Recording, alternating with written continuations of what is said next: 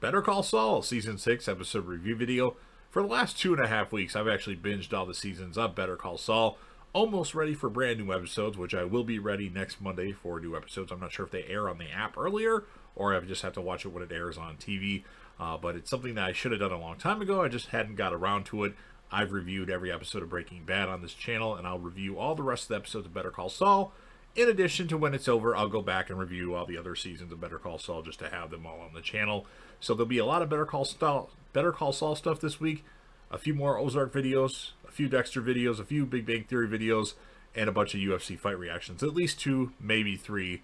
But before I get into that, though, it's pretty important. If you're not caught up to the point where I am and rewatching, you're watching Better Call Saul, or you're just not entirely sure, then you definitely need to take the initiative and pay attention to the episode's title, which of course I'll mention as well as put in the description for you.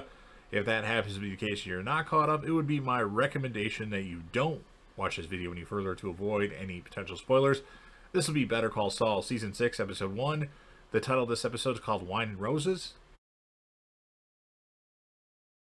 And this will be my review, reaction, recap after just finishing watching the episode. So we start off with a flash forward of Saul's place, because we've actually never seen Saul's place as his own place. We've seen Jimmy's place, but this is Saul's place with lots of ties, lots of dress shirts, lots of shoes. It's like a mansion in there, and it's getting cleaned out by movers. So maybe this is when he was leaving and went to see the vacuum cleaner guy. I'm not sure what the timeline of this is, but Saul has a crazy collection of goods at his mansion.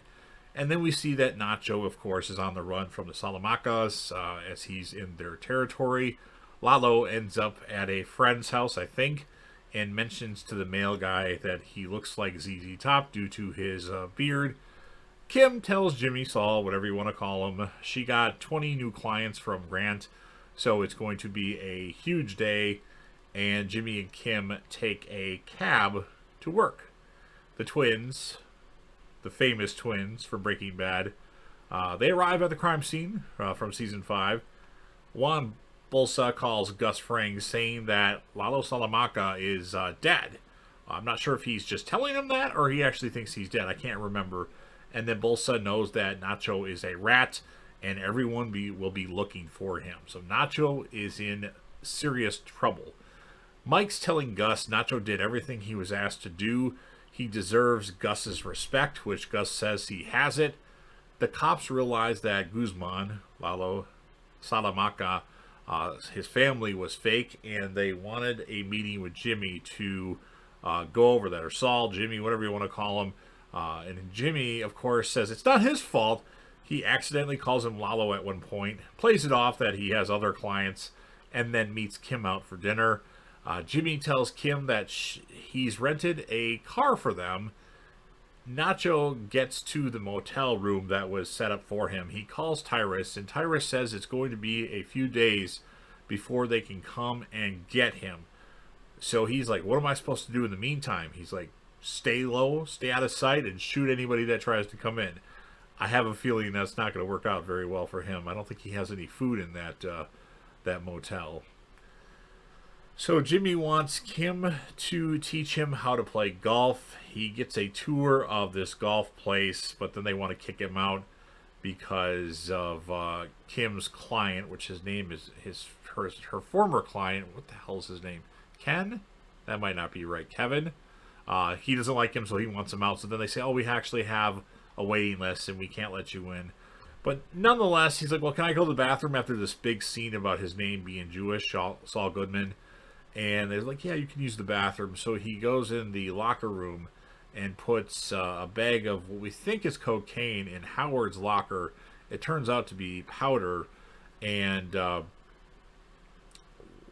what happens is Howard is by his locker next to the other lawyer that Saul had worked for at the other firm that he left and made a fool out of himself when he left just to get fired so he could keep his bonus.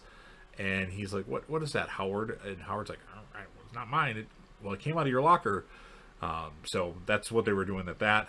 Lalo calls Hector and says something about having proof that Nacho was responsible for all this.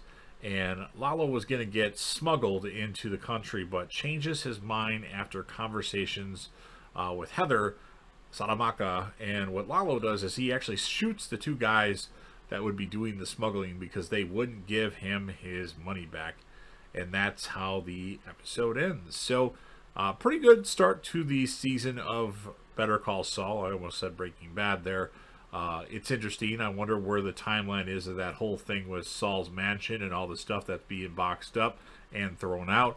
So it'll be interesting to see where that goes from that. As far as a score of this episode of Better Call Saul, I'm going to give it an 8.7 out of 10. And the character of this particular episode, I'm going to give it to Lalo Salamanca because, well, he was the main focal point of this particular episode. And I don't think you can really argue with me on that. Maybe Nacho, but he didn't really have that many scenes. A lot of his scenes were him running away, and then it would shoot to, go to the next scene. So you've heard what I have to say. Now, of course, it's your turn. If you're a fan of Better Call Saul or Breaking Bad or anything else that's on JDev TV, make sure you smash that like button, especially to help me out with the YouTube algorithm. Trying to get the views up on videos. I want at least 20 to 40 a day, if possible. Right now we're around 10 to 20 a day. Don't forget to share the video with anybody that you know that would be interested in this or any of your social media platforms. Sound off in the comment section about what your thoughts are on this episode of Better Call Saul. What would you rate it? And who, if you had to choose, would be your character of the episode. And I try to do it everybody but Saul or Jimmy, whatever you want to call him. But I will give it to him if it's necessary. And then, of course, last but certainly not least, don't forget to hit that sub button, subscribe to the channel, join the team, sure to have support, and be a part of something special. And JDev will return.